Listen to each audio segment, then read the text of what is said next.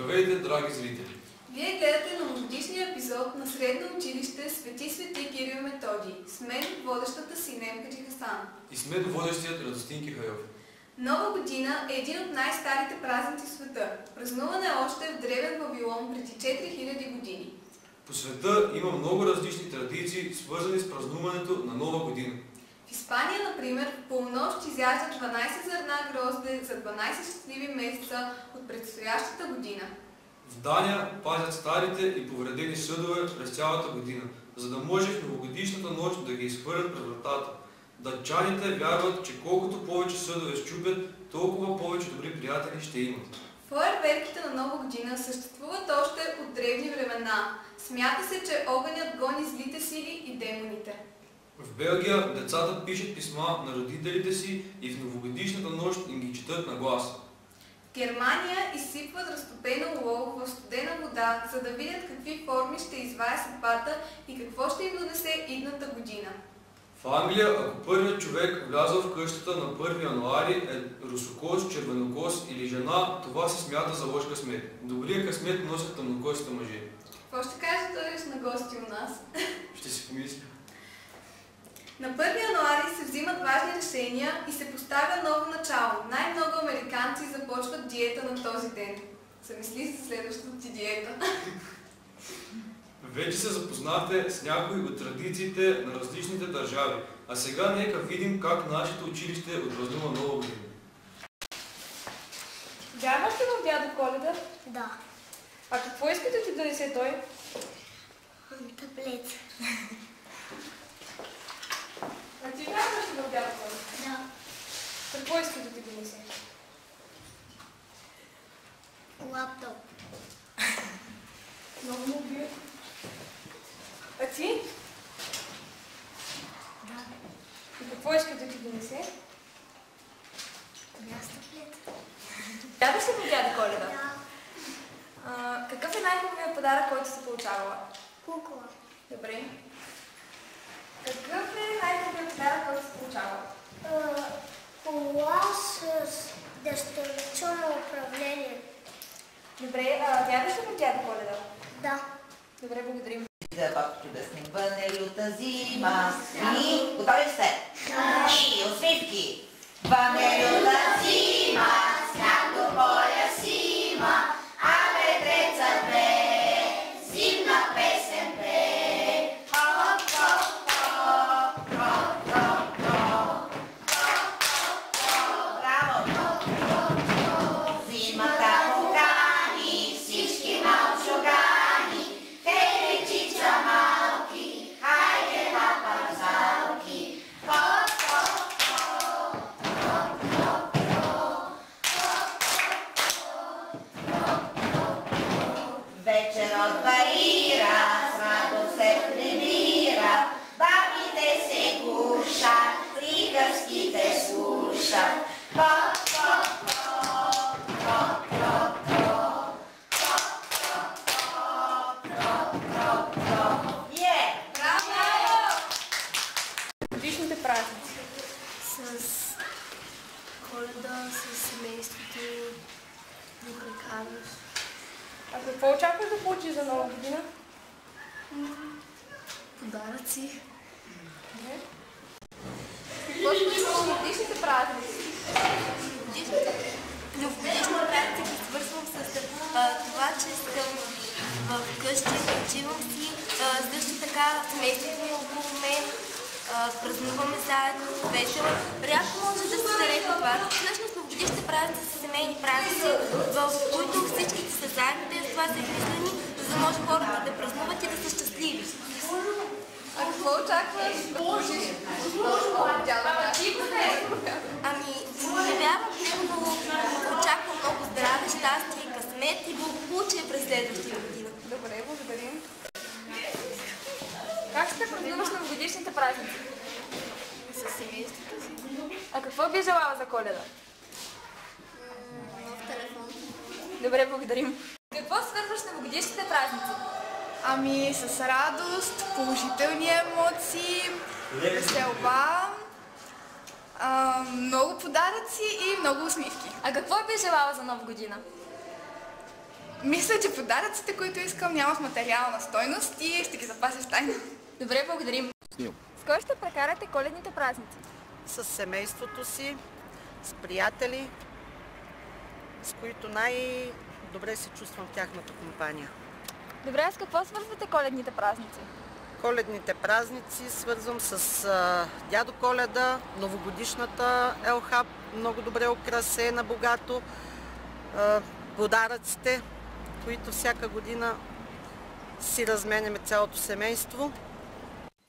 Здравей, Радо! Приветствам те отново, тъй като ти се появяваш за втори път пред нашата камера за тази година, която е към своя край.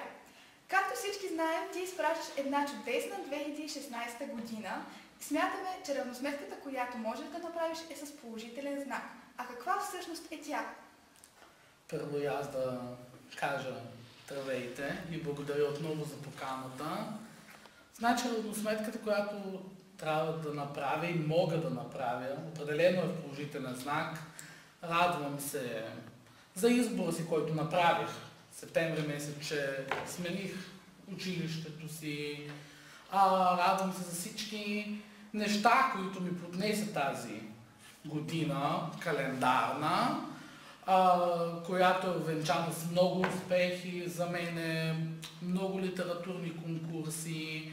Сега няма да споменавам абсолютно всички конкурси, защото за мен всеки един конкурс е важен и аз не мога да ги степенувам в иерархията. За мен всички са на едно ниво, аз всичките си ги уважавам и се радвам, за пореден път казвам и пред вашата камера, радвам се, че постигнах превес в тази област, в литературата и много съм щастлив за това, защото всички ми донасят едни емоции. Може да е нещо малко, някоя малка награда.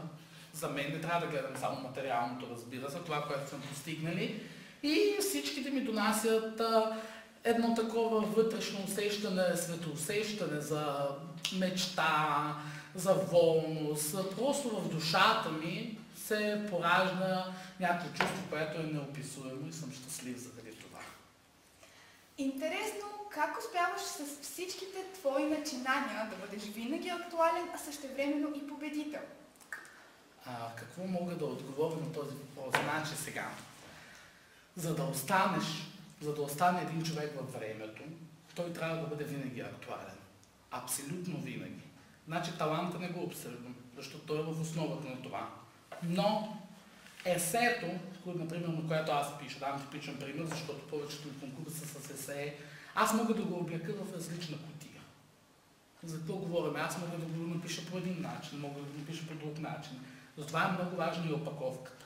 Но аз не се ограничавам в тази опаковка винаги. Значи за това говоря.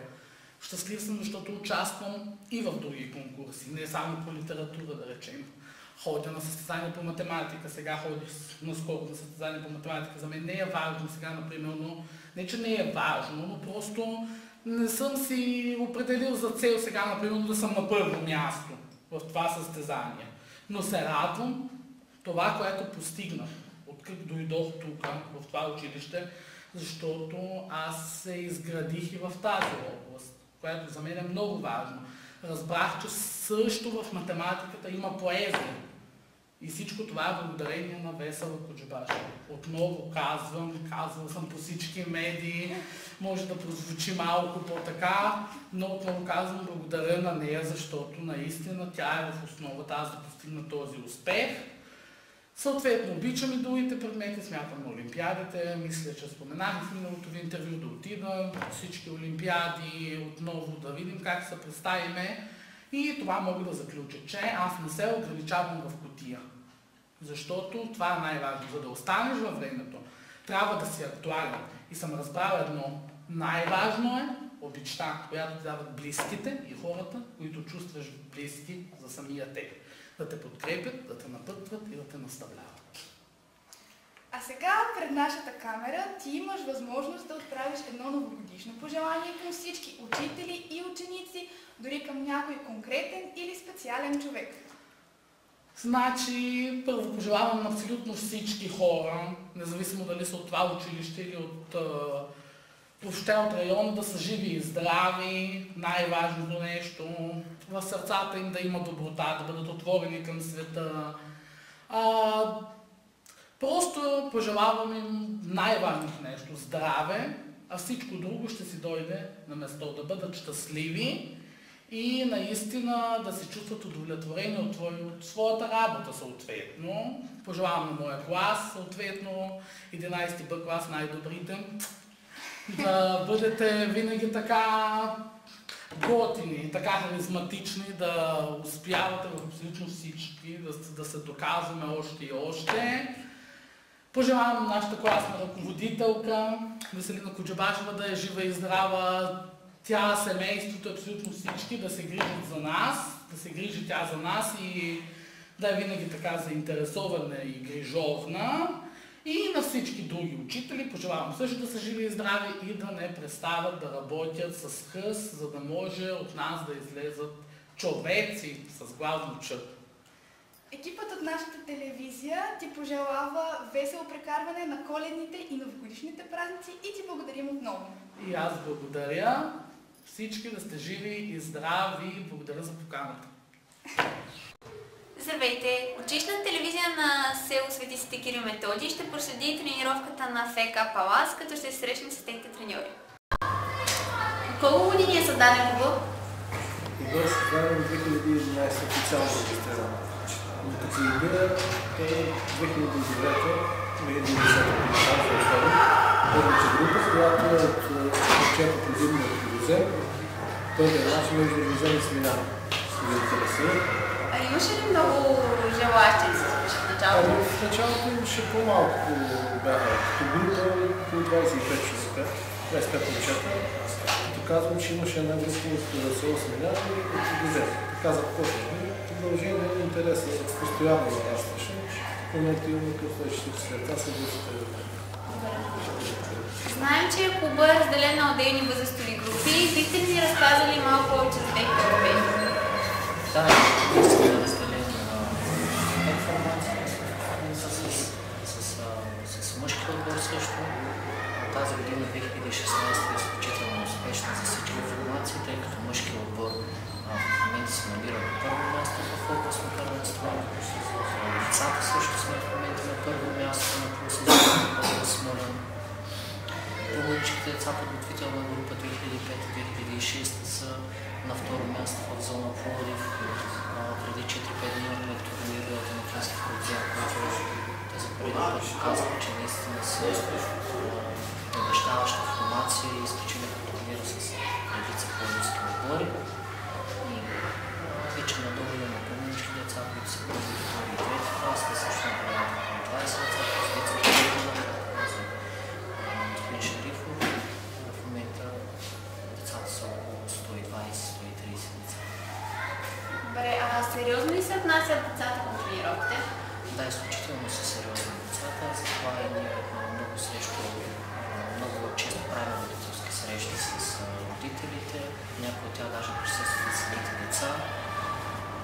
Захванали сме се наистина с нещо сериозно на всички, които сме в отбора. Аз съм президент, които са с нас, така че децата са просто в тази зала и на светове, просто това да наистина се работи сериозно и някой си мисли, че просто сме хвърли топката на децата и те се научили сами да играят. Просто всичко е много труд на всички нас.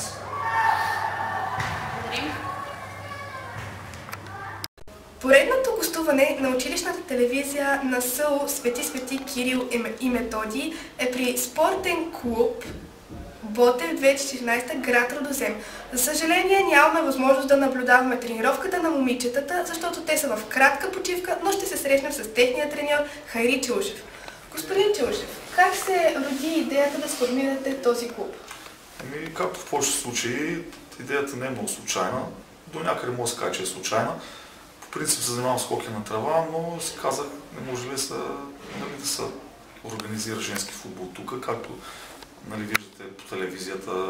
Женския футбол се развива доста бързо в наше време и момичетата не са много по-слаби от момчетата, те имат по-голямо желание, даже са по-организирани в някои отношения. Малко трудно се сформира групата, защото нашата община е много малка. Не толкова трудна, колкото Има липса на много момичета се занимават с този спорт, което не ни дава възможност да правим подбор по време на мачовете. Имаме ограничен брой от момичета и така са контузии някоя. Естествено изпитаме затруднение да участваме на турнири. Наистина не е лек спорта, има си доста сериозна физическа, техническа подготовка. Мачовете, както и момичетата може да ви кажат, нали, се играем в женската лига от тази година. Не са много лесни, играе се на цял терен, искам да са много тичане, много добра физическа подготовка, което си не е малко. Като става дума това, че футболът е мъжки спорт, момичета изпитвате ли някакви трудности и препятствия в началото, а може би дори и сега? В началото само тренираме 2 години, което си не е малка трудност да не играеш мачове, само тренира си е малко безцелно. Но нали, от тази година направим 6 турнира, като един беше в Бургас, един е нашия турнир в Зим, който надявам да стане и ежегоден, и 4 турнира в Пловдив в женската лига, 2 до 12, 15 и 2 до 17 години. Това беше само есения полусезон, пролетта ще играем още 4 турнира в Пловдив. Надявам се, за момента имаме сформирани отбори в 15 и 17 годишните, ще играем на Кока-Кола най-вероятно май месец. И евентуално пак има турнир в Бургас. Но най-трудното за момичетата че нямаме си спонсор сериозен.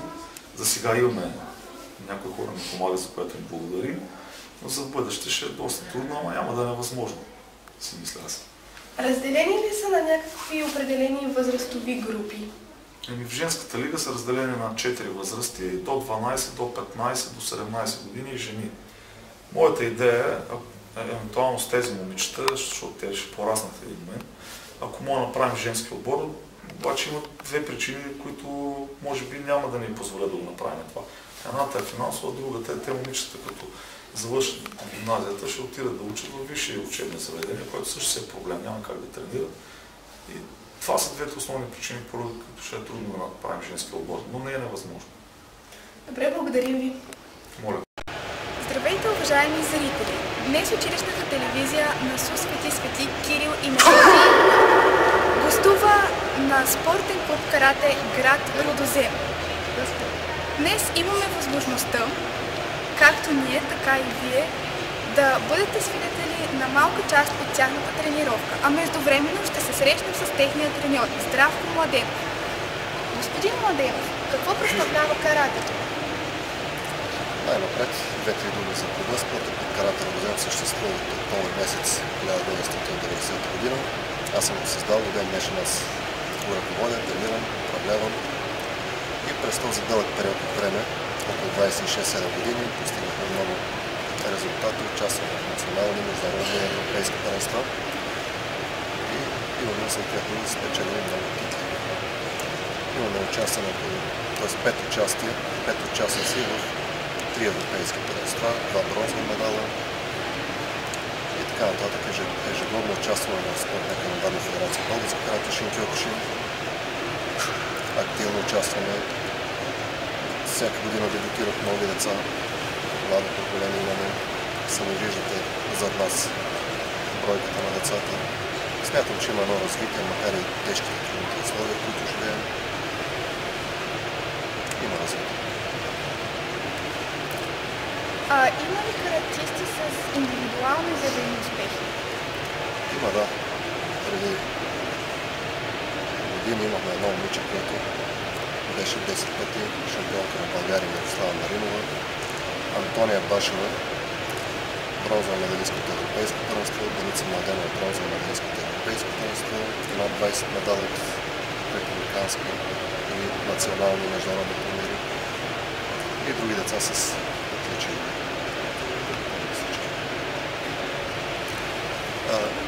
Първо мога да ви кажа интересни неща за карате. Карата не е спорт като останалите спортове, в които има 2 човека или 2 отбора, които играят и искат да се надиграят. Кой ще победи другия? Напротив, карате е система за личностно развитие. В карате целта е не да победиш другия, целта е да работиш върху себе си, да победиш себе си, да изградиш себе си, да изградиш физиката си, тялото си, интелекта и психиката и духа си. Много често споменавам пред децата, че това, което те правят, е една инвестиция в тяхното бъдеще. Изграждането на личността или развитието на качеството на личността, това е една инвестиция в тяхното бъдеще. Като казвам, че карате е борба с себе си или срещу себе си, имам предвид, че целта на карате е да победиш мързала, болката, страха, вещявката, егоизма и така да изградиш една личност, която да е по-полезна в едно общество. Личността е полезна първо на себе си, после в обществото, една хармонично развита личност. И зато и често казваме, че карате е система за личностно развитие, а не просто спорт, в който двама се бият и целта е да победиш противника. Не е това целта. Състезанието е само една част от карате или една форма от карате, в която искаме да покажем пред хората някои от техниките, които умеем да владееме и горе-долу до какво бойно ниво сме достигнали. Но по-важно за нас е да се развиваме и технически, и психологически, да развиваме смелостта, хладнокръвието. Може да се каже, че и средство за борба с стреса, примерно това напрегнато време. Така нататък. Много често говорим за хранене, за здравословен живот, за дишане никъде, тъй като смятаме, че дишането е даденост на човека и всеки може да диша. Никога на децата, нито в училище, нито в семейство им се говори за дишането. А дишането е много важно. Освен, че е даденост, то е даденост, за да съществуваме.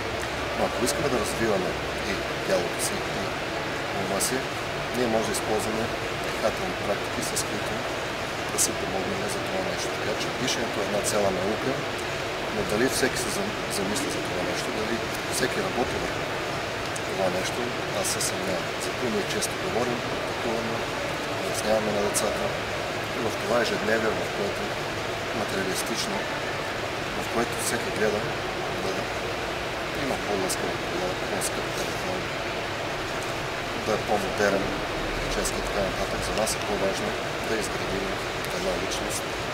За нас ценностната система е съвсем друга. Морал, етика, здраве, психология, развиване на умения, качества и така. Добре, господин Младенов, благодарим ви за отделеното време. Сега се казва? Нет. Аз съм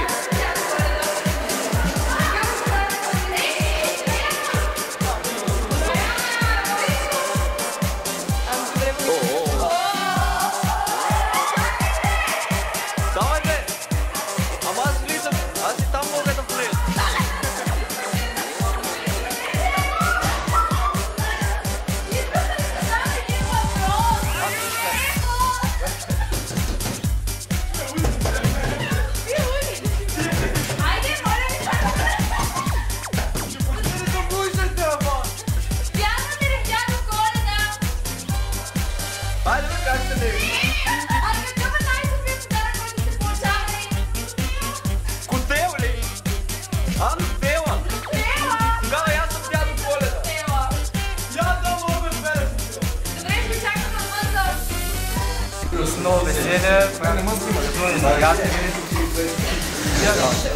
А с кой смяташ да ги прекараш? Свободна ли си?